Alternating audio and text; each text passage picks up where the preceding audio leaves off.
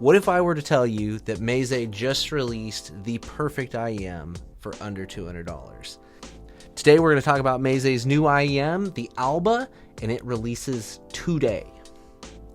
So obviously Meze sent me this IEM early and asked me to try it out. They're allowing me to keep this, just to be perfectly transparent, and I'm super happy that they are because I love these things. Okay, so this is the Alba, and before we get into talking about sound, obviously we'll talk a little bit about what it comes with and you know, the build and comfort of it and those types of things.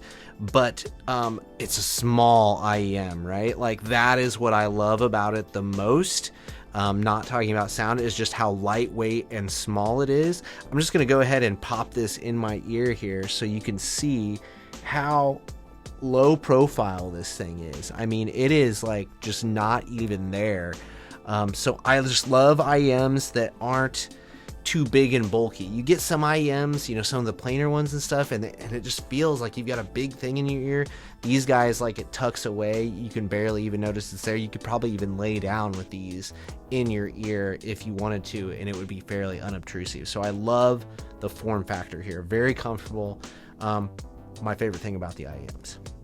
Packaging is, you know, it's nothing super special. It's adequate. You know, it's just a simple box, and it obviously your IEMs come in there, and then you've got a again, Alba, sticking with that white theme. You know, you've got a little white carry case here.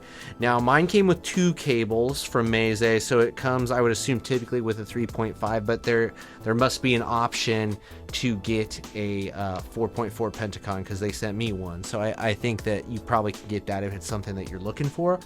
This package costs $159 US. So, you know, not the cheapest price bracket of IEMs, but definitely not the most expensive either. I think this is a good price to performance value section of the market, and I think these do really well in that, from the ones that I've tried anyway. Okay, so let's look a little bit more at the IEM. Obviously, you get a selection of tips that come with it.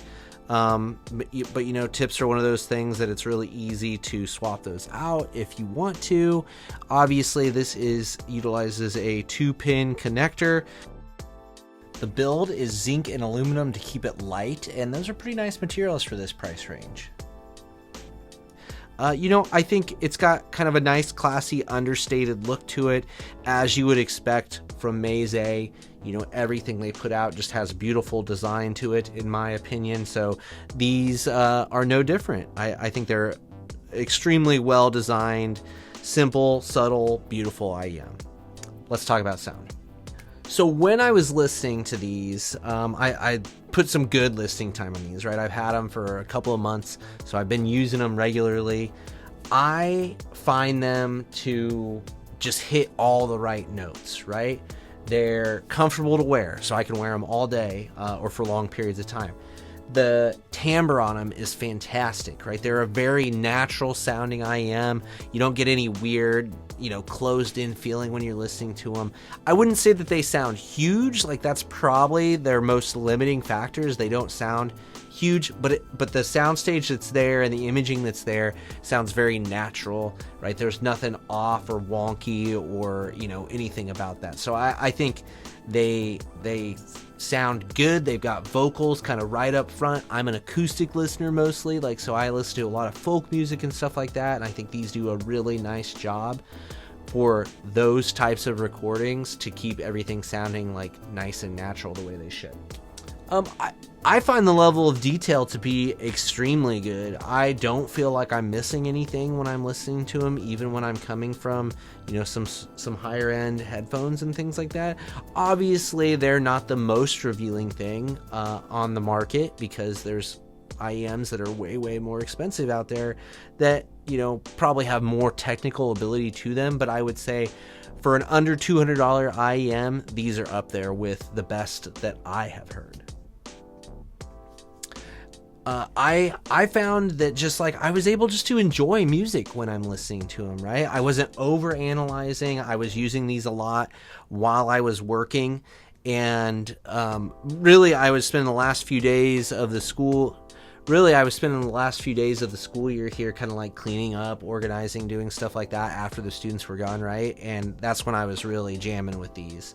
And I just, everything I listen to my folk playlist, I listen to my classic rock playlist, and it just was my music, right? I didn't feel like it was really messing with the music. I thought it all sounded the way it should. I thought it sounded fun, engaging, but, not overbearing that I couldn't, focus on the task at hand that I was doing. So for me, this IEM just really hits that sweet spot of being super light, super comfy, and just being good enough that you can just enjoy all your music and you don't have to like get bogged down in too many, does this sound right? Or that sounds a little off.